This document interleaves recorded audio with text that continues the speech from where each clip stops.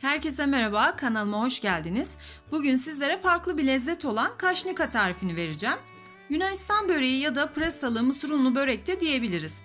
Annemden öğrendiğim bu tarifi sık sık yaparım. Tadı harika oluyor, tuzlu bir kek gibi. Ve her öğüne de gidecek uyumlu bir tarif bence. Şimdi dilerseniz tarifimiz için gerekli olan malzemelerimize bakalım.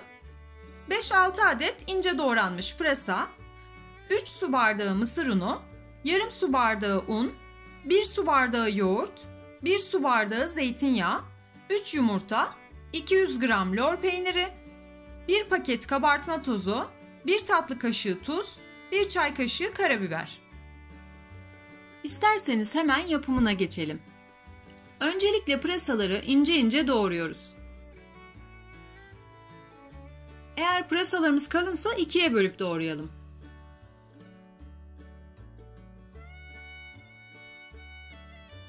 Yeni tariflerimden haberdar olmak için kanalıma abone olmayı unutmayın. Genişçe bir tavaya 1 su bardağı zeytinyağının yarısını ilave ediyorum. Ve pırasaları tavaya alıp ara sıra karıştırarak senmelerini sağlıyorum.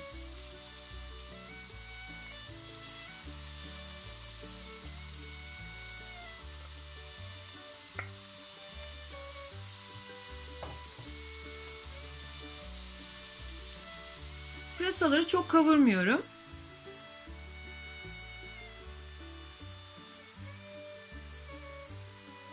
Biraz soteledikten sonra altını kapatıp soğumaya bırakıyorum. Burada bir püf noktası vermek istiyorum. Pırasaları sıcakken hamurun içine koyarsak içindeki çiğ yumurtalar ve yoğurt pişer ve istemediğimiz bir tat ve koku oluşur. Bu yüzden pırasayı ara sıra karıştırarak havalandırıp soğutalım. Şimdi hamurunun harcı için iri çekilmiş mısır ununu eliyorum. Bir püf noktası da mutlaka iri çekilmiş mısır unu kullanmak gerekiyor. Bu şekilde ağızda dağılan harika bir lezzet oluyor.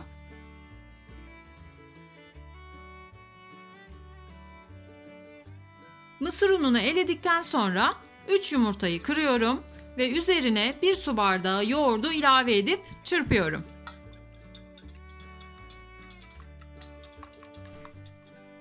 Daha sonra zeytinyağını da ilave edip çırpmaya devam ediyorum.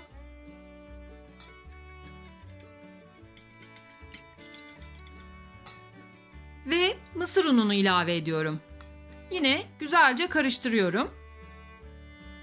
Daha sonra kabartma tozunu ilave edip yine karıştırıyorum.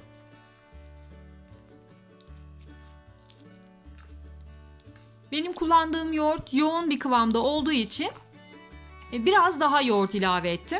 Toplamda 1,5 bardak yoğurt kullanmış oldum. Siz de yaparken kıvamını kontrol edip yoğurdunuzu ona göre ayarlayabilirsiniz. Daha sonra yarım bardak beyaz un ilave ediyorum ve yine karıştırıyorum. Koyu bir kek kıvamı gibi olacak. Daha sonra kavurup soğutmaya bıraktığımız pırasaları içine ilave ediyorum ve karıştırıyorum.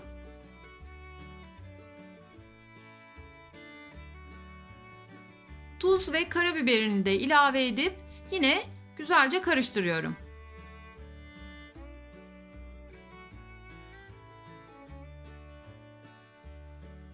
En son lor peynirini de ilave edip her yerine dağılacak şekilde karıştırıyorum.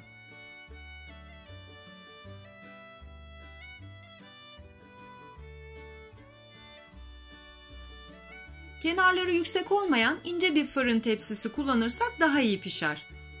Üzerine yağlı kağıt serip biraz zeytinyağı sürüyorum.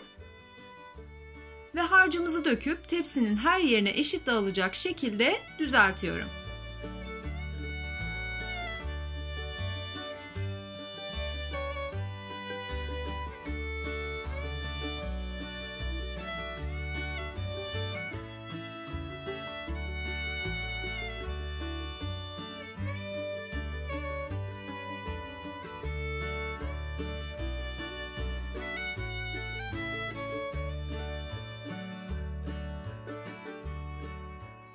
Ben üzerine çörek otu ve susamla süslemeyi seviyorum. Siz istemezseniz koymayabilirsiniz.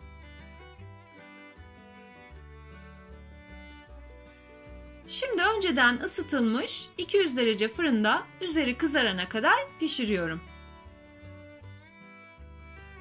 Gördüğünüz gibi üzeri çok güzel kızardı. Her yerde mis gibi kokular sardı. Şimdi dilimleyip sıcacık servis yapabiliriz. Gördüğünüz gibi içi de bol malzemeli ve çok güzel pişti. Bir püf noktası da böreğin ideal kalınlığı bu şekildedir. Daha kalın olursa içi hamur kalır ve tadı güzel olmaz. Çok ince olursa da yanar. Bu tarifimi denerseniz mutlaka yorumlarınızı bekliyorum. Deneyecek olanlara şimdiden afiyet olsun. Farklı tariflerde görüşmek üzere, hoşça kalın.